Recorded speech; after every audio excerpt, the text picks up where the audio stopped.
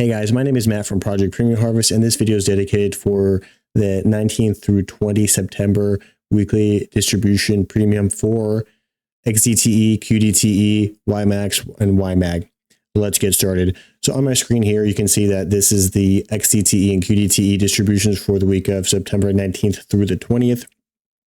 So for XDTE, it's about a 20-cent distribution, but more specifically, it's 0.198645 per share.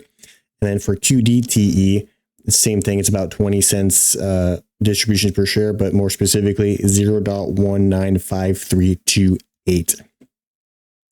Now let's head over to YMAX and YMAG.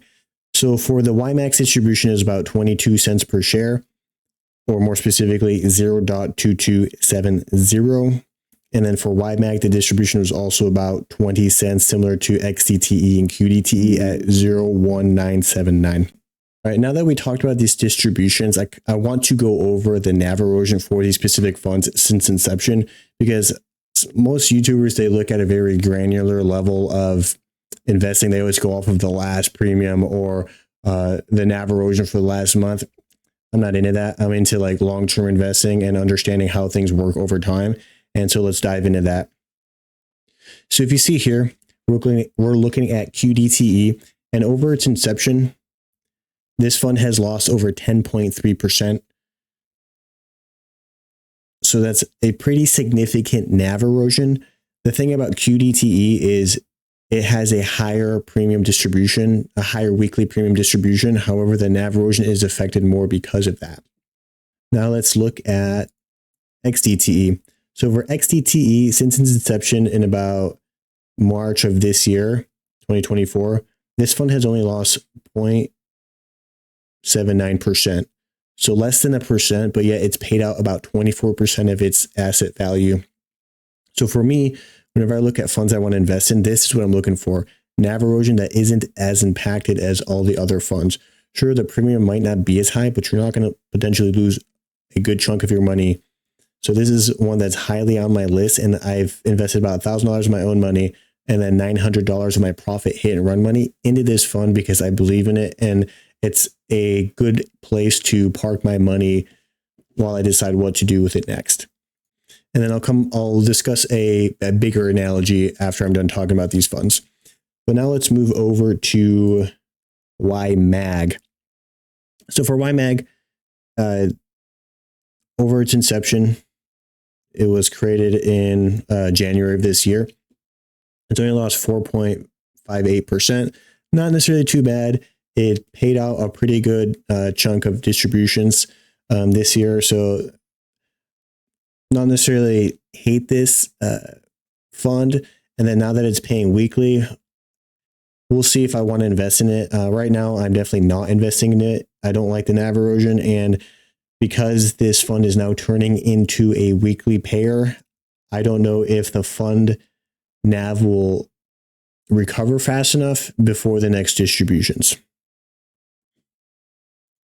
Now moving over to YMAX. So for YMAX, it's almost like QDTE where the NAV lost about 11%.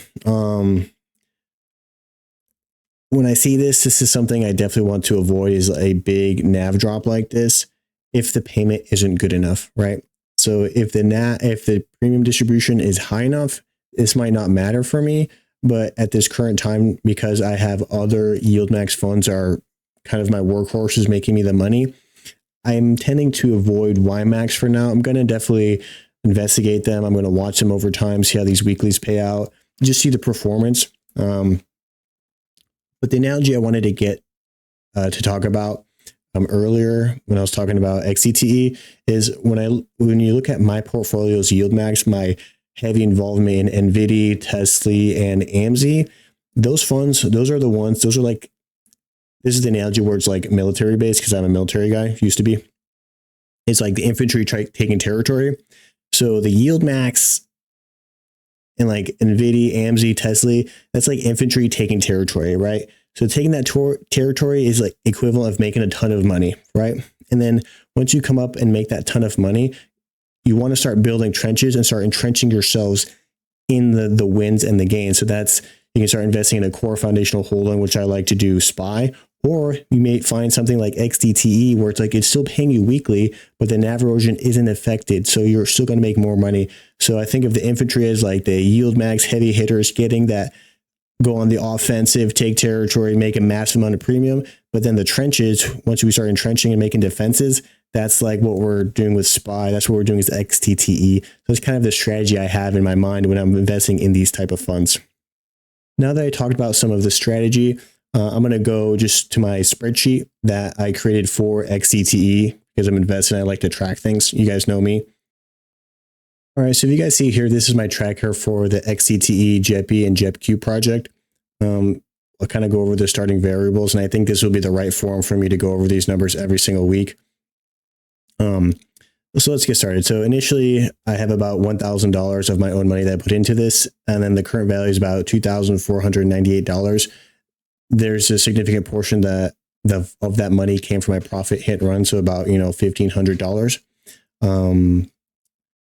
And then for last week's premium, I made about $12.46 from XDTE.